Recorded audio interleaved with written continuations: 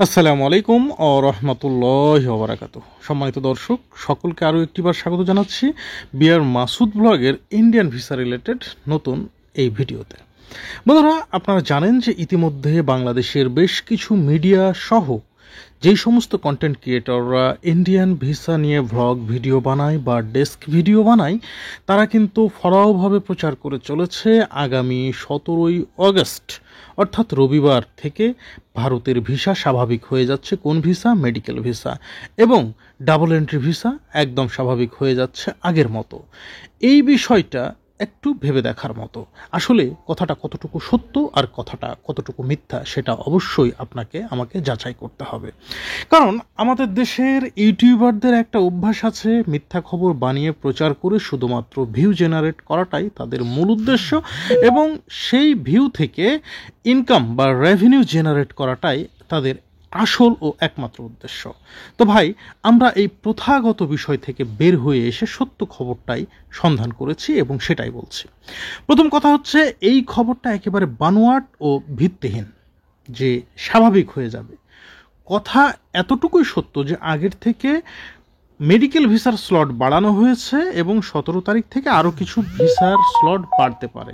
বিশেষত 15 তারিখ শুক্রবার ছুটি, আবার 16 তারিখ বাংলাদেশে ছুটি, আর 17 তারিখ রবিবার থেকে যেহেতু অফিস আবার চালু হবে, তো সেই দিন থেকে আরও কিছু মেডিকেল ভিসা বাড়তে পারে। এটাই হচ্ছে বাস্তবতা। দেখুন, এই ধরনের কিছু নিউজ বাংলাদেশি কিছু মিডিয়া বা বাংলাদেশি কিছু প্রাইভেট চ্যানেলও এই ধরনের নিউজ করেছে, কিন্তু নিউজের কোনো ভিত্তি নেই।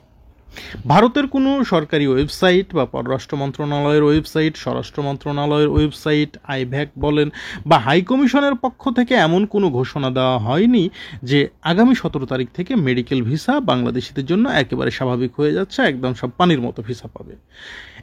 এতটুকু অনুমান নির্ভর তথ্য পাওয়া গেছে যে স্লট বাড়ানো হবে। স্লট বাড়ানোর কারণটা কি আমি আমার ইতিপূর্বের ভিডিওতে বলেছি। ভারতীয় ব্যবসায়ীদের আবেদনের প্রেক্ষিতে এটা করা হচ্ছে, কারণ যে সমস্ত ব্যবসায়ীরা বাংলাদেশিদের উপর নির্ভর করে তাদের অবস্থা অনেকের খারাপ হয়ে গেছে, অনেকেই পেশা পর্যন্ত পরিবর্তন করেছে।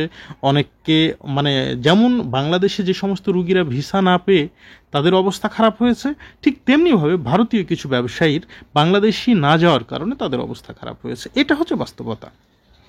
ভারতের কোনো মিডিয়া এখন অবধি এই ধরনের কোনো তথ্য দেয়নি। ভারতের কোনো পেপার থেকে বলেন বা কোনো প্রিন্টিং এজেন্সি বলেন, কোথাও থেকে এই ধরনের তথ্য দেয়নি। সুতরাং আপনি নিশ্চিত থাকেন এই ধরনের তথ্যের কোনো ভিত্তি নাই, এটা সম্পূর্ণ মিথ্যা খবর। এই ধরনের কোনো খবর এখনও চাউর হয়নি। সুতরাং ভারত বাংলাদেশিদেরকে দেদারসে ভিসা দিবে, এই খবরটা একদম মিথ্যা। এবং আরও একটা কথা বলি, যদি মেডিকেল ভিসা স্বাভাবিক করতে হয়, বাংলাদেশে অবস্থিত 16টা আইভ্যাক 16টায় আগে খুলতে হবে।